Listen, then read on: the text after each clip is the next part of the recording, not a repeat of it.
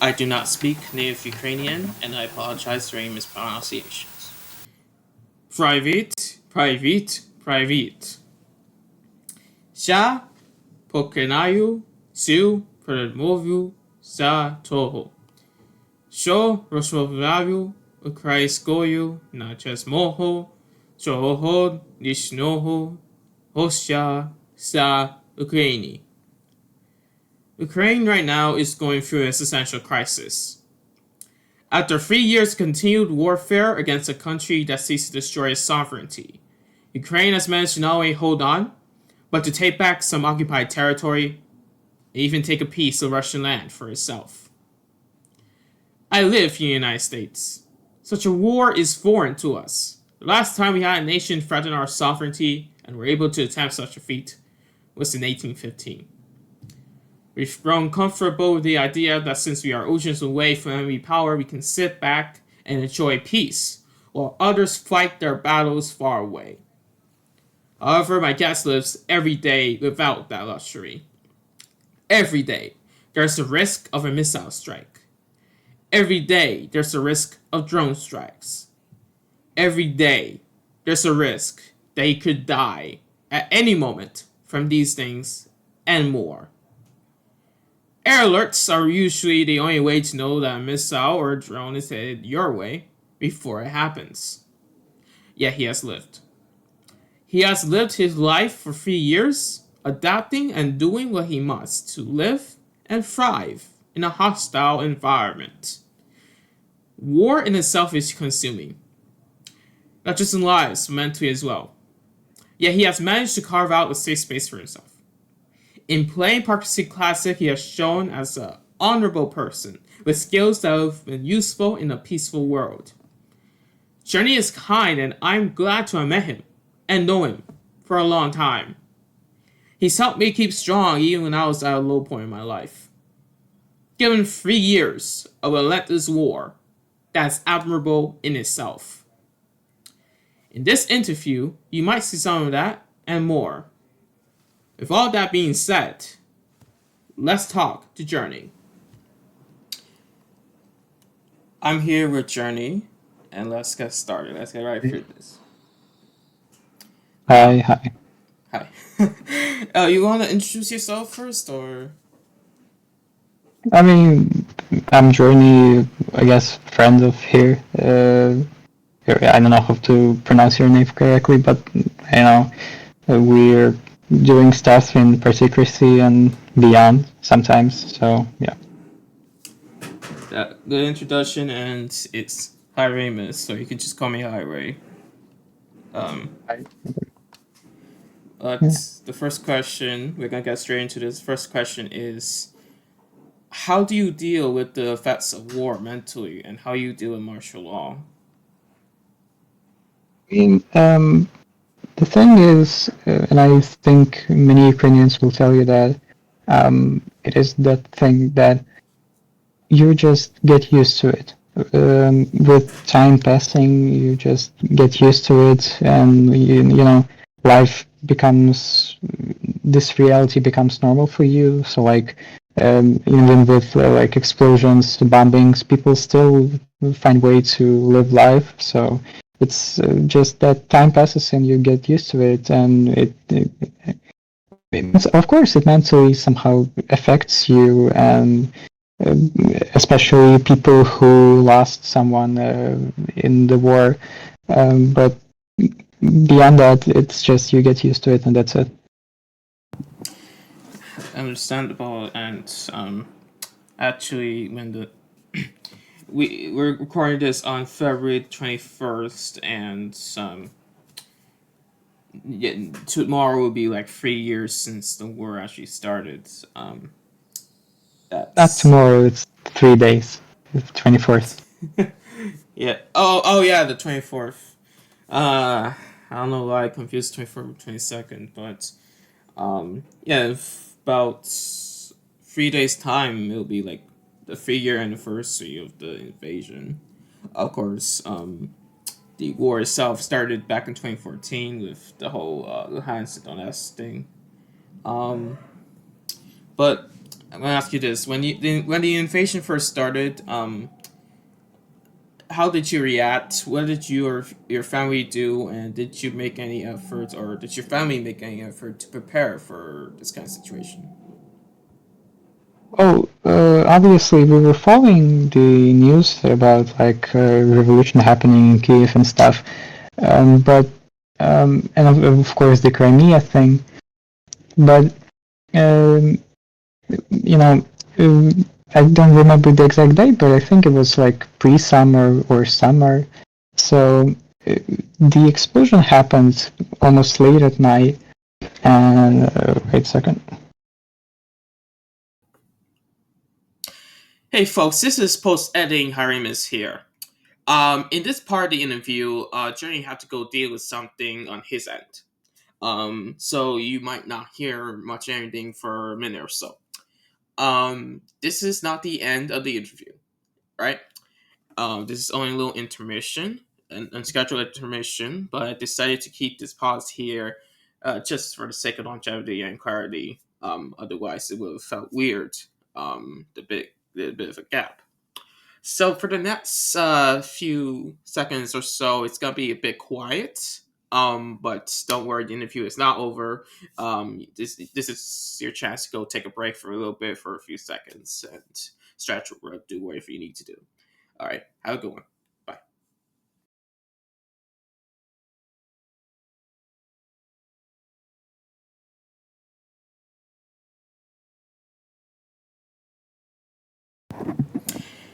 Hey folks. All right, I'm just gonna repeat the second question. Which goes as this: when the invasion first started, the 24th February 2022 situation, how did you react? What did you or your family do? And did you make any effort, or did your family make any effort to prepare for this kind of situation? Well, again, it, we knew it was coming. Well, we didn't know it was coming because uh, for like before the thing actually started, a lot of people actually thought that there is no way that Russia will invade. There's no way because all of this talk of brotherly nations and stuff, it was just like, come on. Um, I mean, I followed the news closely, but we didn't like prepare. I think we had like some just um, bag of stuff, like first aid stuff, and we didn't prepare because even if it happened, we had nowhere to go. Um, so when the thing actually happened, we were at home. We just watched the news, I think we all woke up. Well, mom woke up like at 4, maybe 5 a.m., and they woke me up like hour or two later, and we just whole day watched the news. School canceled, obviously. Um, but yeah, the the invasion just happened like this, and we didn't have anywhere to go, and frankly, the place where we were, sure, it wasn't safe in the day which the invasion happened, but it was quite safe all of those 3 years. So we just stayed. But as for preparing, actually, we didn't do much, and yeah.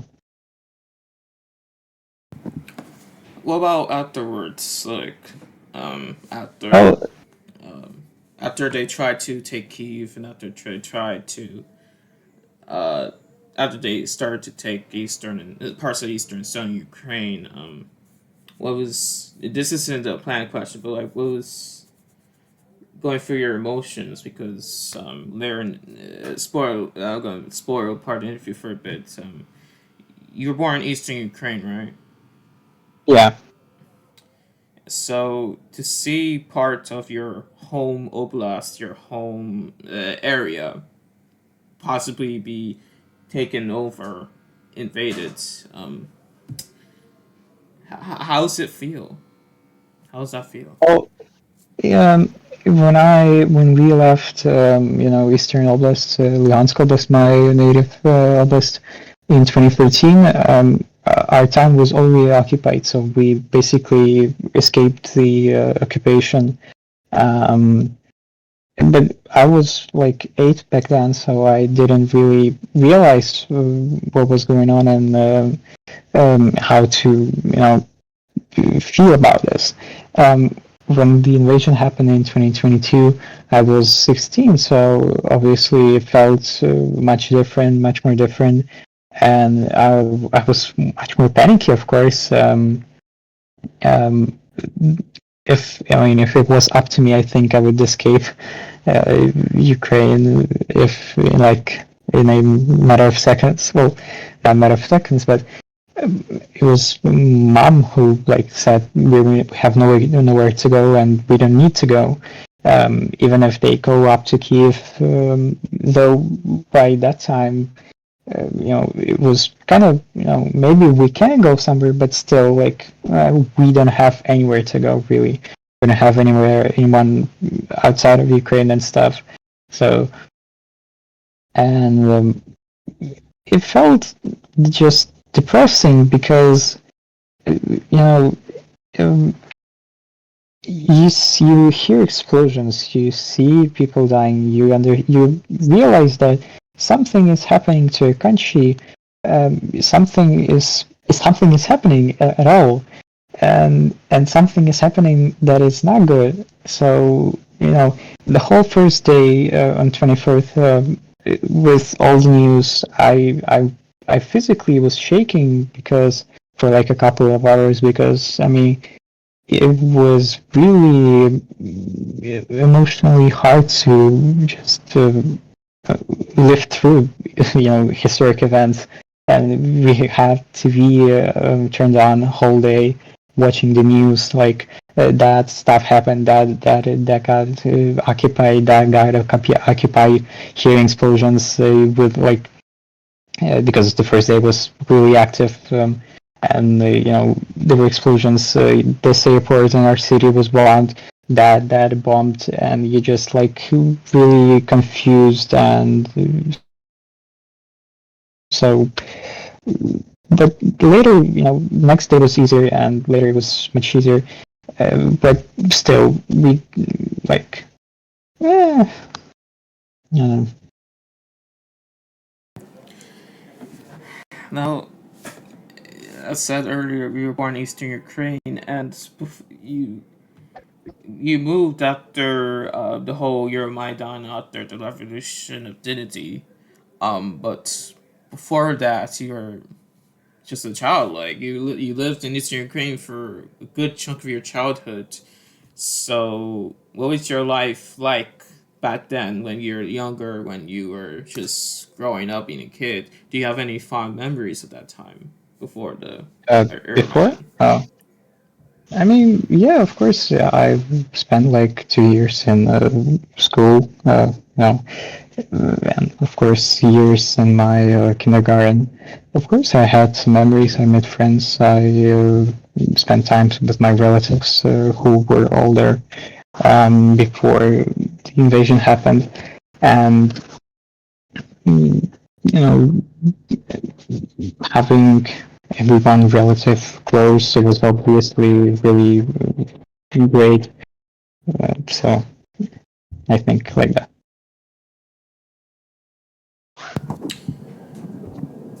All right. Now, what are your plans in general for the future? Do you plan to join the military? Do you plan to focus on education? What do you plan to do in the future? Well, as for now, I just plan to finish my university. And get a degree possibly, and then see what happens, because you never know what will happen tomorrow, next year. I still know. Um, as for military, I respect military. I sometimes donate to military, but I do not intend to join military unless I get basically forced through mobilization. Um, but as for now, I just want to finish my education, finish my degree and just live life in the meantime while getting that. Do you have a charity or something where our viewers could possibly donate towards by any chance? Or? I do not manage any of these, but I just donate to popular ones like I don't know how to say it in English. Pewnie żywym comeback laugh race. Yes. You know, other donations that some celebrities started, something like this. But Comeback Alive, United 24, I think, are the best ones. Petula Fund, Sahi Petula Foundation. These three, I think, are the most trusted and the best if you want to donate to the charity cause or something. We'll put some of those in the description if you folks wanna donate. But obviously, war and these kinds of things, they have a heavy mental toll. They have a heavy emotional toll. So, but I know you more from Parker City Classic. I know you more in that game and in that community. So I'm going to steer the questions there. So the first question from there is when did you first hear of Parker City Classic and what were your first thoughts about it? I think I first heard about Partucci Classic. I mean, I have not heard about it. I just found it because I think I was trying to do nation states, and it kind of fails or something. I don't know. I didn't find it really interesting that much. So I tried to find some, sims that have, nation managing. When I found Pachecracy, I joined Estalia. I named my party Azione, as in the real party in Italy, under the username Toto Cotugno. And then I think it was the day of the election, and my party failed because I didn't know how the game works, and so I just inactivated. But I don't really remember when soon I joined Seridan. But I joined Seridan and then just started playing, joined the Discord community. But I mean, the first impression was because the first impression was the game is interesting and it has mechanics in time, elections. I mean, that's just my autism and shit. Like, elections, wow, I love elections. But then, of course, I got pulled into community and just went beyond this, and I understood how the roleplay works and stuff.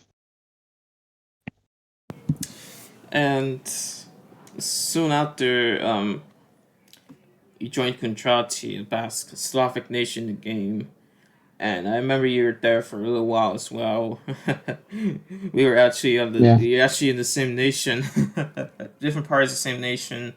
But in your opinion, what's it like being in that nation? Did it impact your ability to play the game?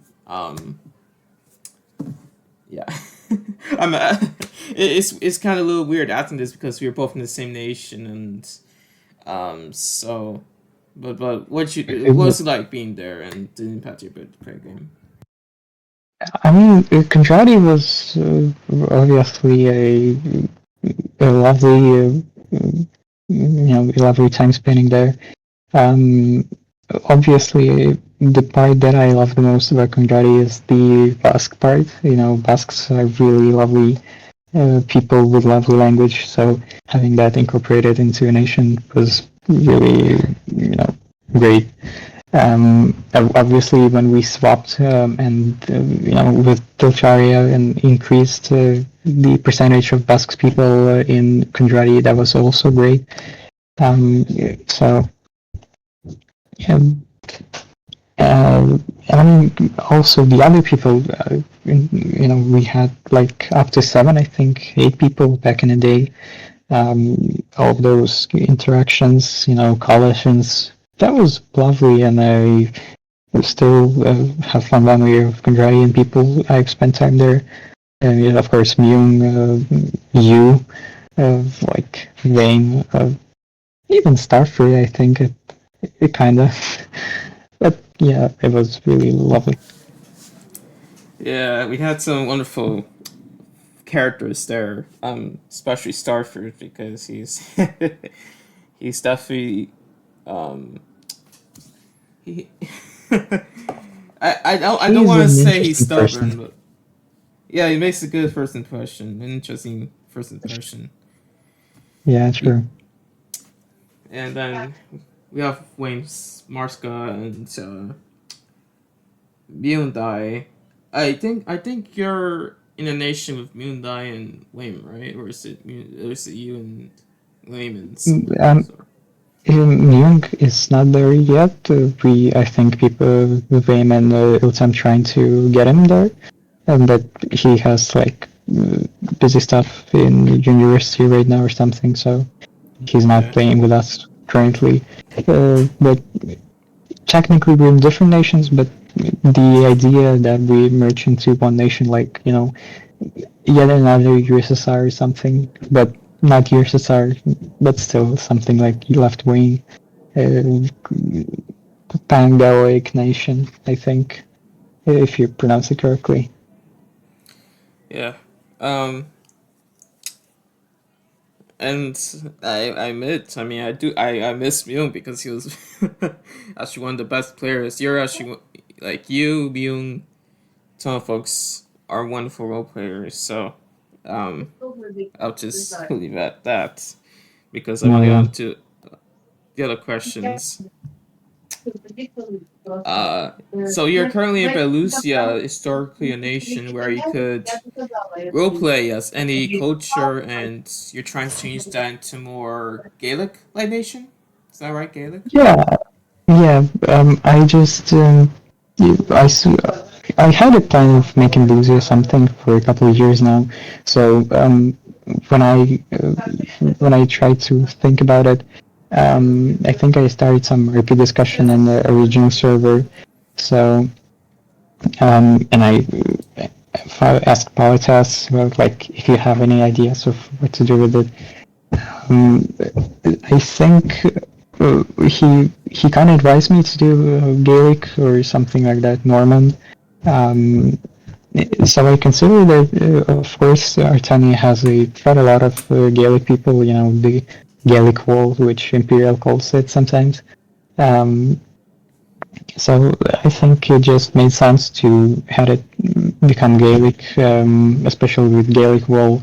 And obviously, I tried to see like what Gaelic people we still have available, and Manx. I thought it was, a good choice to make it Manx. Now, what made Belusia your home? Like, why Belusia? Why not somewhere like Bolivia or which is an Indian culture nation in Artania? Why not Bolivia? Why not Andalone, which is our Hungarian nation in the game? Or why not another country in Artania besides Well, University, of course? my yeah, I mean, the primary reason is that it is culturally open, so it is basically a sandbox. You can do whatever you want with the nation. You can shape it whatever you want. It essentially is a sandbox. Uh, and I just wanted to like fill this nation with some kind of idea and sense, because for I think decades it was just a random anglophone nation for some nearbys in the game, and who never interacted with the outer world of us being in Discord or forums.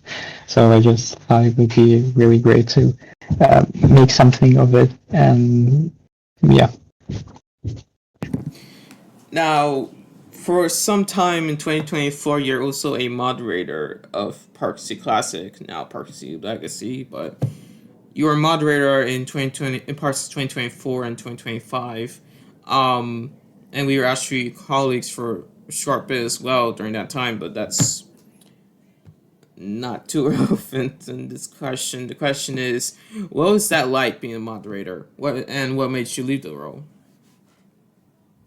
Um, um, I being the moderator. I think I just enjoy helping. So, um, with like 3 years of my experience, I think I just enjoy helping people. Just moderate. Getting these requests on because we have you remember from the time we had quite a lot of requests. So and you have to manage stuff. So kind of it was hard, but it also was nice. I enjoyed my time being a moderator. But at some time I just was interested in stuff. Um, but still, helping people, just making stuff easier for other mods, and especially Greek. I think it was really nice. But again, I'm not sure I have really any idea of, what I expect from it. I just wanted to help the community by being a mod, so I hope I did just that in my theory. Yeah, and we were moderators during this little transition period because the game always going down and having a lot of problems. So there were a ton of requests, and we had to deal with that, and we had to deal with some folks who were a little iffy and like and um not now we're both retired now. We're both little retired moderators, so even though we've been in the game for I've been in the game for 2 years. Actually, it might be three once May comes around. I think, but I think.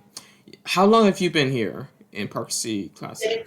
I've Same time. been since August 2021, I think. So 3 years and going 3.5 years almost. Yeah, yeah, and this is a game that's 20 years old, and there are folks in the community who have been here for decades. And I mean, for a decade, and I mean that, an actual decade, and actually for a longer time. I actually interviewed earlier Snizer, who currently is the head honcho of Legacy, and he's been here since 2006, I think, a long time, really long time. So compared to them, we're kind of a little, we're the new generation, aren't we? Yeah, true. But I Uh, mean, yeah. Go ahead, go ahead. Just sometimes because Greek came after I got into Particulars, so it was really nice to see this older community come in. Um, because I mean they had other experience from those of ours because back in their days the Particulars was really different. So it was nice to have people, and it was nice to meet them, obviously. So just Well, do you have, and this is the last question on my end, do you have any regrets about your time at Park City Classic, and did you have any projects that you just didn't have the time for, and do you think that you could still do those projects? The only thing that I regret about time in Particracy is not going to Basgaristan back in the day before it become Yarama. Because I spent a good chunk of time, you know, getting a gist of it because it had like three main ethnic groups, sorry. And I prepared quite a lot for it, graphics wise. No, I never planned my posts ahead, and I never planned my RP ahead, which is kind of bad. But and then it just gets swept with another culture, and I get like I really regret not going for it back in the day. But besides that, not really. I usually, when I have something in my head, I go and do that. Um, I I don't regret 3.5 years playing this game because it still, corresponds my interests in geopolitics, in politics, in design, even also. So I think maybe in some parts it even helped me in quite a lot. Um, so of course I found really great people here, so I don't have regrets regarding playing the game, but I have this one regard in terms of RP during my 3.5 years playing this game. Now, the format of 1015 is that I get to ask you 10 questions, and you get to ask me up to 5 questions in return, for a total of 15 questions. So, I'm gonna throw it to you now. I'm going to give you the stage to ask me up to 5 questions about any topic that you like to discuss. So, go ahead. Oh, uh, well, yeah, I've seen your interview with Greek, so yeah, he asked you about regrets, so I will not ask you about regrets. Um, um, but you left Kunjai a couple of months ago, I think, and then returned recently. Um, do you like what connection do you have to Kunjari, and was it hard for you to leave Kunjari? Um, and like, why did you come back? Well, I know why did you come back, but still, I want you to explain it. Well, good. I think I have a similar question. By Greek, so I don't want Oh, to accidentally make up a separate thing. But during this time, of course, I was homeless. I was in a homeless shelter, and one of the things that distracted me from that was partially in the community and contrati. So during those times when you were in there and when we were all having fun politically, was when I was in the shelter up to February of 2024, and it was a good escape from the whole situation. It was an escape from that. Um, but at some point, when you're in there for a while, you've built it up. You've made it into something like it's a little extension of you, kind of. But at some point, because this is not Minecraft where you build it there, where you put 100% into the project. Um, this is Parsi Classic where you build up from the works of others. Like you're building on top of what others have done, like do Wizard Sandy and um this guy who's in Contracti for so bloody long. But you build on top of those efforts. And at some point you have to realize that you've done what you could, you've done a lot. Maybe it's time for new ventures. So there's 2 times when I left. Um, the first time was in April, which was like I believe right after the War of Lost Souls. Um, and it just transmorphed because in May I was going through family situation, which affected me a lot. Like it still does kind of affect me, but I had to take the entire May off. I actually didn't stream in May at all, and I left Park C for a brief time while I was just getting my bearings straight, while I was just recovering, and while I was just figuring out what to do. And Park C came calling, which is why I returned that first time. The second time, I was actually me and Dredd were actually talking about me transitioning Contrati to him. Because he seemed ready and willing to put a lot of effort into Contrati. Even though I disagree with him making it into a certain dictatorship,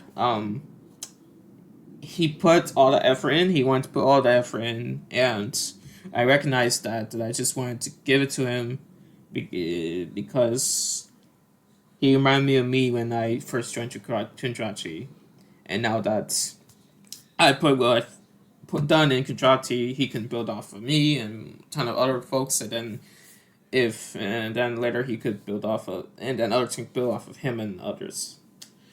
But since the war, there's this war that's going on between Khalistan and Lodamoon, against Contrati and the Gatonia, and a ton of others too. But since then, I realized that maybe it was a little too far with stuff of the role play, so I just wanted to go in and build up a little Contrati Union democratic state, even if it had to be in Estia, which is the island that Contrati has as such of its mainland area. And what was the other question? I think you asked about regrets, right? I mean, that was practically. I just wanted to, for you to explain why. So essentially, what I got from you saying about why you return, kinda Contrati became your resource to cope with some problems in your life or something like this. Kind of relax, I think. It's kind of nice also, and just kind of lovely for you. No, I don't know how to say this, but it's really nice. Yeah, and with bad things, right, in life, you easily can just sit down, lay down, accept what's happening, accept your punches that's headed towards your way. You could accept it, or you could make some lemons out of lemonade, or lemonade out of lemons. I think it's the first one, but you could just sit there, or you could just do something about it. And my former friends want me to improve myself, be a better person, and I just want to try and work towards that. I won't. I keep saying this, so forgive me for saying it again. I won't always get it right, but damn well try and be a better person. But at that point, that's just that's a whole another story. And I'll let you go on with any more questions that you have for.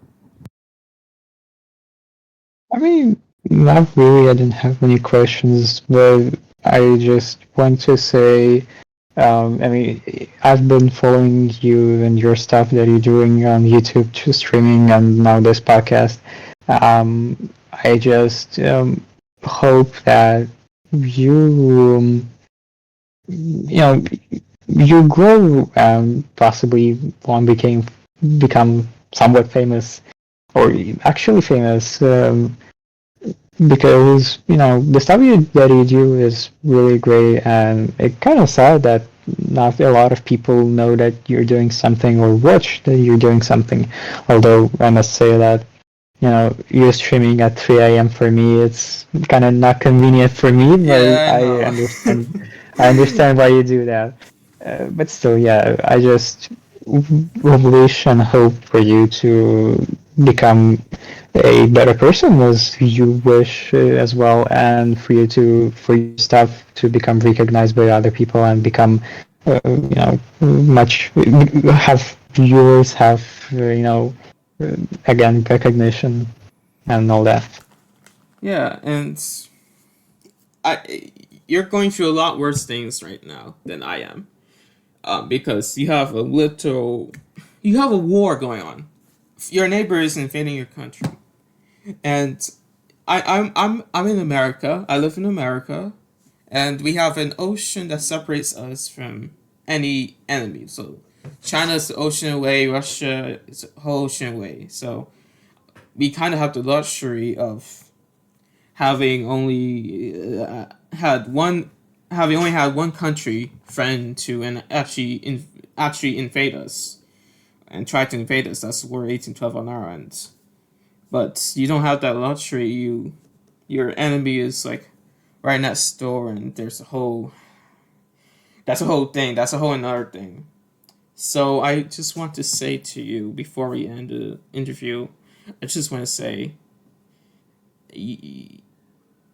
you are inspiring. You are actually inspiring, just by living, because you're making the best of your situation.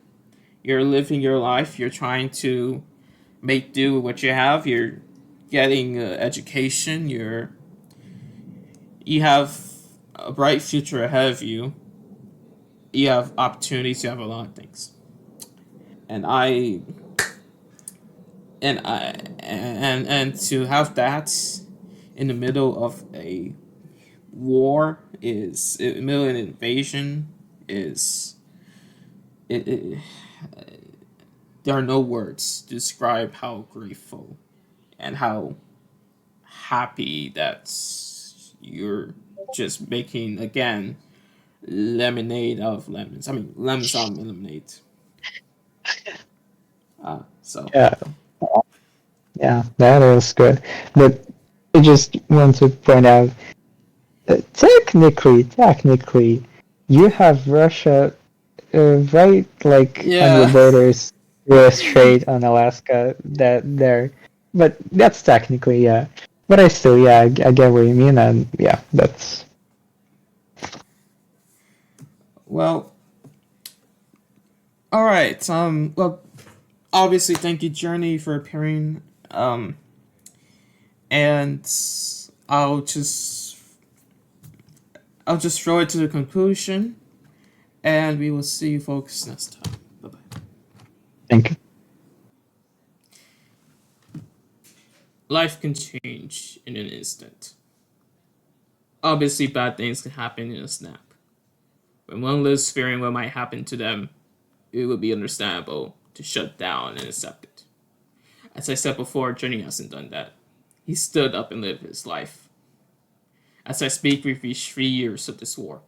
It may end soon, or it may not end soon. But until then, there will always be that risk. Perhaps after this war ends, that risk will remain. Journey doesn't dwell on that. Perhaps given what we Americans are going through at the moment, we should look to people like him as inspiration to continue living our lives to make a better change for our world. When you have nothing else to lose, one would think that you should go all out. We all care in the world. We have everything to lose. One would think you should be careful when you're in the foreign position, however. You should make do with what you have, make into something good. Now, I've linked various Ukrainian charities in the description below. I've also linked Journey's YouTube in the description below. I urge you to donate any amount if you can do so. Duše дякую, ша переляд. Slava Ukraini!